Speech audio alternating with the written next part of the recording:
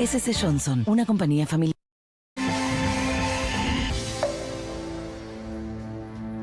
Dolor e indignación por la muerte de Fernando Báez Sosa. Rugbyers a la cárcel perpetua es el clamor popular, parte de la gente muy indignada. Ahora, ¿eso es rehabilitación social o es un castigo absoluto? ¿Cómo es vivir, por ejemplo, en la cárcel de Dolores, a donde van a ser trasladados los 10 rugbyers hasta que se llegue una sentencia? Estamos en comunicación con Roberto Cipriano, secretario general de la Comisión Provincial por la Memoria. Muy buenas tardes, Roberto, gracias por atendernos. No, por favor, ¿cómo están? Bueno, van a ser trasladados mientras se sustancian las investigaciones y la causa a la cárcel de Dolores. 875 internos hay en esa cárcel ahora. ¿Cómo funciona? ¿Cuán sórdida es esa cárcel? Mira, esa cárcel, vos lo preguntabas recién al inicio de esta entrevista, obviamente el fin legal de la resocialización de la pena no se cumple. Es una cárcel que tiene 188 cupos reales. O sea, de Perdón, no entendí, 168 cupos. 88, 188. 188. Y tiene en la actualidad 937. A ver, para entender, podría recibir a 188 presos y tiene 937. Exacto, donde hay lugar para uno, hay 5 personas alojadas en la unidad. Esa es la relación, digamos. Casi un 398, casi 400% de sobrepoblación. Hay un cupo judicial establecido en 370, que no es respetuoso a estándares de derechos humanos, pero aún así tampoco se cumple y son 937 que hay en esta fecha, digamos, pero siempre está ahí cerca de los 1000 últimamente. Así que sí, es un lugar realmente, una construcción muy vieja, muy antigua, de las primeras cárceles del sistema, un sistema que tiene 62 establecimientos penitenciarios entre cárceles y alcaldía. Esta es la número 6, o sea, de las primeras que se construyeron junto con la de Olmos, la de Sierra Chica, la de Mercedes, y realmente no reúne ningún conecito mínimo esencial para alojar a una persona. Primero la sobrepoblación y hacinamiento extremo que te decía recién, 5-1 es la relación, hay 5 personas donde cabría una. Hacinamiento, una persona al lado de otra sin espacio vital e intimidad, Exactamente. Y eso es conflicto, eso es conflicto por cuerpos en contacto, personalidades en contacto, Sí, porque además no hay actividades prácticamente, o sea, mucho tiempo de aislamiento, mucho tiempo ocioso, entonces sí, realmente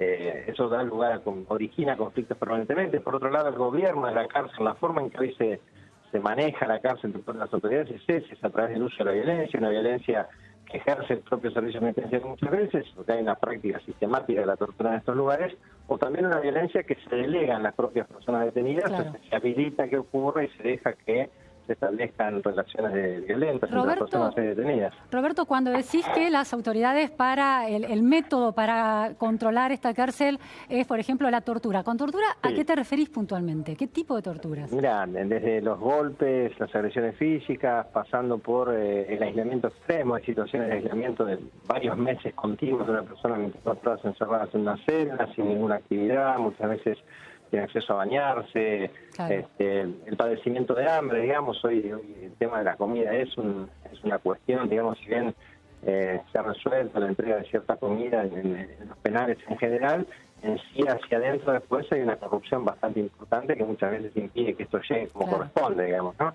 Y bueno, y agregar situaciones a esto también, un gran problema con la asistencia médica, gente que padece enfermedades, sabiendo que si no se asiste se van a agravar, las enfermedades se agravan, la persona se muere, el padecimiento psicológico también es muy importante en este sentido, ¿no? Roberto, los 10 rugbyers van a ser alojados en una cárcel común, es decir, en una sala común dentro de la cárcel de Dolores para los 10, van a tener un baño, van a ser vigilados desde afuera y si se tuvieran que trasladar por los pasillos de la cárcel por fuera de esa prisión, de esa celda, no me salía la palabra, esa celda grande, van a ir con custodia. Esto porque hay riesgo de vida cuando algún preso es puesto en la mira de otros presos. ¿Efectivamente eso puede suceder en Dolores?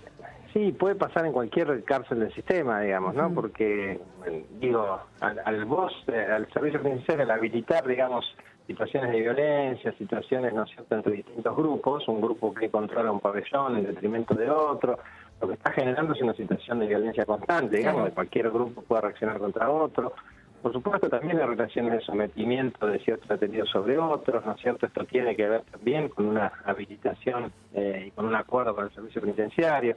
Entonces, bueno, sí, estas cosas pueden pasar, de hecho pasan. Bueno, la responsabilidad de que no pasen es de la autoridad penitenciaria. A mí me llama la atención de todas maneras que lo están llevando a esta unidad penitenciaria, digamos, ¿no? Es, para que te des una idea, hace 2 años que viene siendo la unidad penitenciaria más sobrepoblada de todo el sistema. Claro. De las 62 cárceles es la más sobrepoblada. Me llama la atención que lo lleven ahí. Los van a llevar ahí temporariamente, Roberto. Se supone que una vez que se decían las sentencias van a ser trasladados a la unidad número 57 de Campana para chicos de 18 a 21 años que han cometido robo o primera condena. Esto es un establecimiento nuevo, ¿no? Es un establecimiento nuevo que funciona como una cárcel. Fue promovido como una cárcel modelo, donde uno puede trabajar, estudiar. De hecho, funciona como una cárcel, como otra más de las cárceles. ¿Cuándo se inauguró, Roberto? Y el año pasado.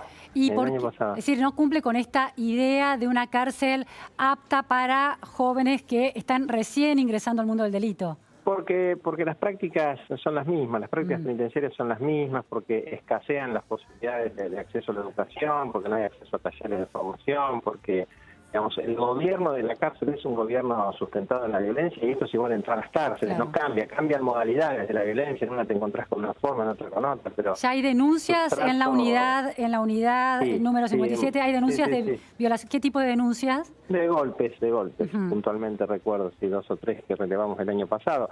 Se fue, digamos, está recién ahora llegando a tener, digamos, la capacidad completa, digamos, había menos gente, entonces menos gente implica tal vez menos posibilidades de conflicto.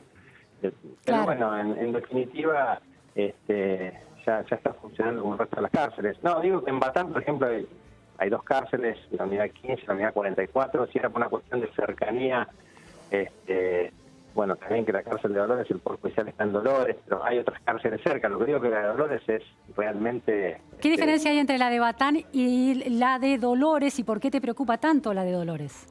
No, hay menos sobrepoblación, digamos. Eso es. ¿Menos violencia? ¿Eso implica también menos violencia? No, los índices de violencia son similares, digamos, pero sí hay más posibilidades por ahí de hacer actividades laborales, digamos, hay algunos talleres más, algunas empresas que funcionan dentro de la cárcel, posibilidades de otras cosas, pero...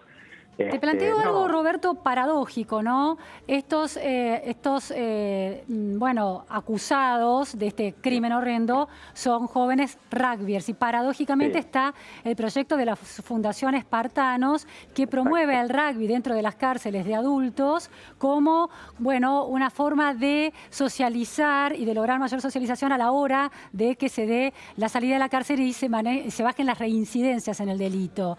Esta paradoja de el rugby que, bueno, lleva a chicos a la cárcel por cierta cultura que promueve en términos de supremacía física, pero al mismo tiempo resocializa. ¿Es efectivo el proyecto del rugby dentro de las cárceles, tal como vos lo conocés? ¿Sí? Sí, lo que hemos visto han sido buenas experiencias, sí.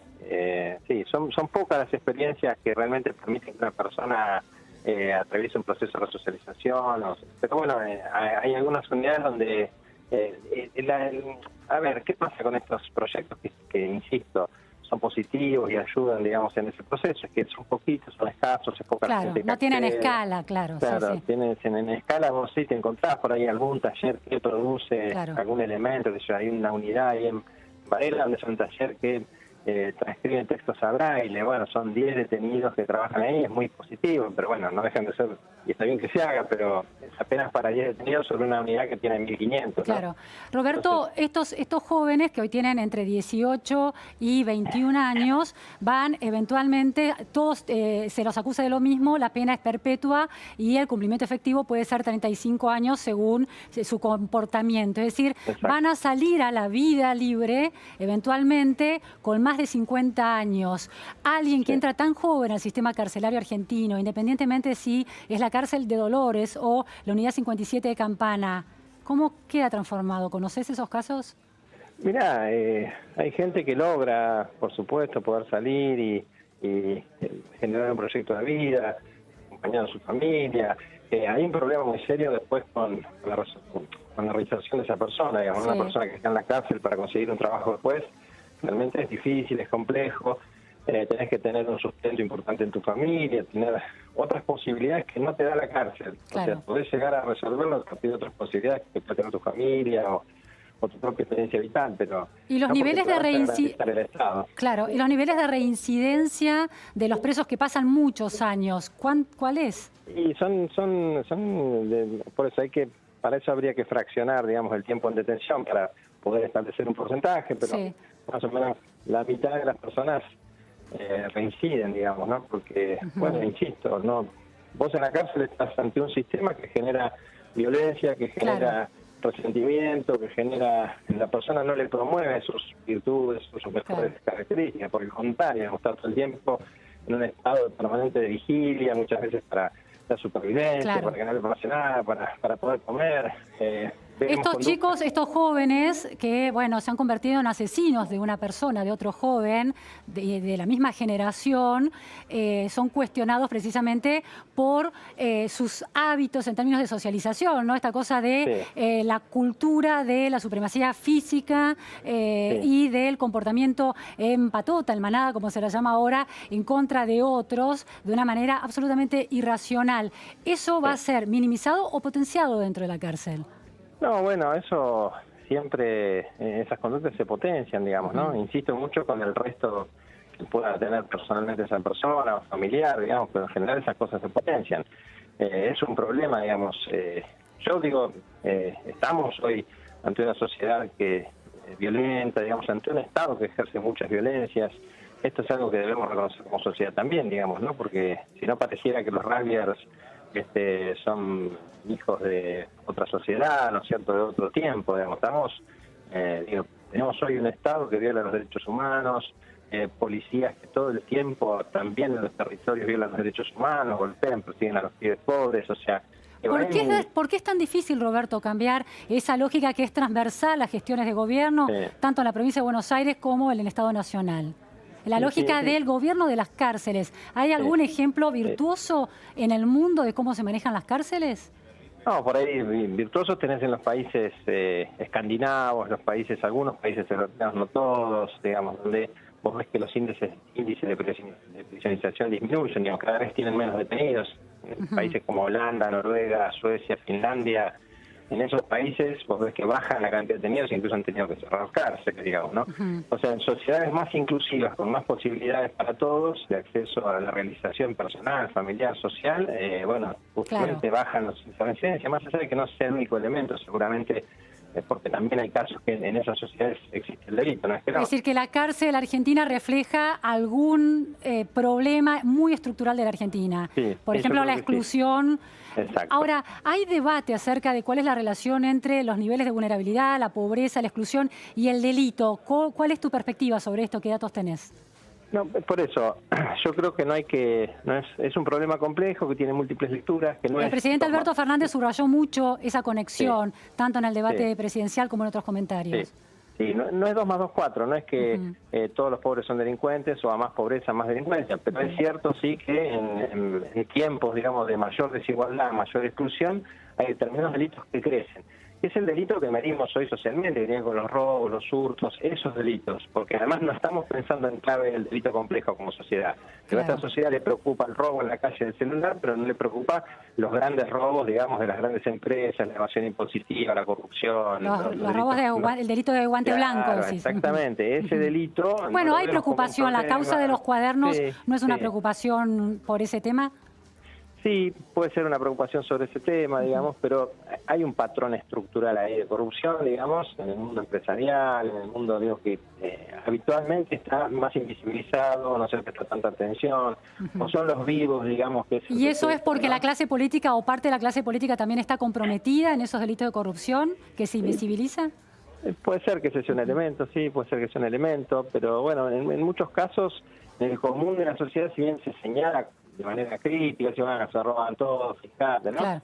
Pero la afectación de la subjetividad no es tanta como digo, que roben un celular a la vecina, ¿no? Sí, no digo que esté bien y que no deba perseguirse, pero hoy el problema que tenemos en las cárceles, en la provincia de Buenos Aires, tenemos más de 50.000 personas detenidas en cerca de 21.000 plazas, ¿no es cierto? Claro. Tenemos casi el doble de población. encarcelada. Y cuando vos ves los delitos, son todos delitos de hurto, tentativas de hurtos, tentativas de robo. O sea, gran cantidad de esos delitos son delitos no violentos. Claro. Gente que roba, que tiene que ver eso, puede ser con la pobreza, puede ser con otras situaciones, pero digo que el Estado debería abordarlos de otra manera. Y Roberto, sí. En términos de equidad en la distribución del espacio carcelario, que los 10 rugbyers estén en un espacio, en una celda para ellos aislados de los demás, Sí. ¿rompe de alguna manera esa equidad? ¿Es un privilegio o es una cuestión de seguridad? Es difícil, no sé en qué lugar. Digo, un privilegio de clases de chicos de clases Sí. medias, de presos de clases medias, digo. Mira, en la cárcel hay privilegios, por supuesto, y hay situaciones de corrupción, hay pabellones que son un poco mejor que otros y se venden, digamos, eso cuesta un dinero. Pero eso por ese tráfico ilegal de privilegios, pero esto es una decisión de la justicia y del sistema carcelario, ubicarlos en esta manera. Sí. ¿Eso implica un privilegio para estos chicos, para estos, asesinos, de acuerdo con homicidas, de acuerdo con la carátula? Y mira, yo no vería términos de privilegio, digamos. En todo caso, primero vamos a ver cuánto tiempo duran así, porque son personas que van a durar un tiempo. Cuando esto pase y salga de la órbita mediática, van a entrar en el sistema como el resto de las 50.000 personas, van a ser trasladadas, van a aparecer un montón de situaciones, con lo cual no veo una situación de privilegio. Bien. Puede ser que quieran tener cierto resguardo a estas personas, porque, bueno, digo, es la justicia que se hace, pero no hay privilegio de esta cárcel en general, digamos, ¿no? Pero si fueran chicos de sectores muy vulnerables que hubieran cometido un asesinato como este en manada, ¿habrían tenido el mismo tipo de cuidado, pensás vos? Probablemente no, pero es cierto que la exposición mediática del caso, digamos, y la preocupación porque no les pase nada mientras están siendo juzgados, me parece que es lo que genera esta situación, digamos, ¿no? Puede ser que tenga cierto, insisto, son privilegios en todo caso, no sé, no lo llamaría privilegios porque en ese lugar, en esa cárcel, además no hay lugares VIP, ni hay lugares, son todos muy es bueno saberlo, no se trata de una celda VIP, claro. No, vivirán juntos en algún lugar y eso, pero van a permanecer mucho tiempo aislados, podrán hacer esta actividad del rugby, que no es que juegan todos los días, ni todo el tiempo, bueno, yo no lo vería como un privilegio, en todo caso lo vería como alguna preocupación de la justicia porque no les pase nada, pero insisto, eso no dura mucho porque pasados estos primeros momentos seguramente los trasladen, vayan a otras unidades y padezcan lo que padecen los demás detenidos, ¿no? Muchísimas gracias, Roberto Cipriano, por estas precisiones importantes sobre el sistema carcelario argentino a partir del caso de los 10 rugbyers acusados de asesinato por el episodio en Villa Gesell. Muy buenas tardes, gracias. Gracias por mostrar esto, chao. Gracias. Bueno, cambiamos de tema. ¿Cuándo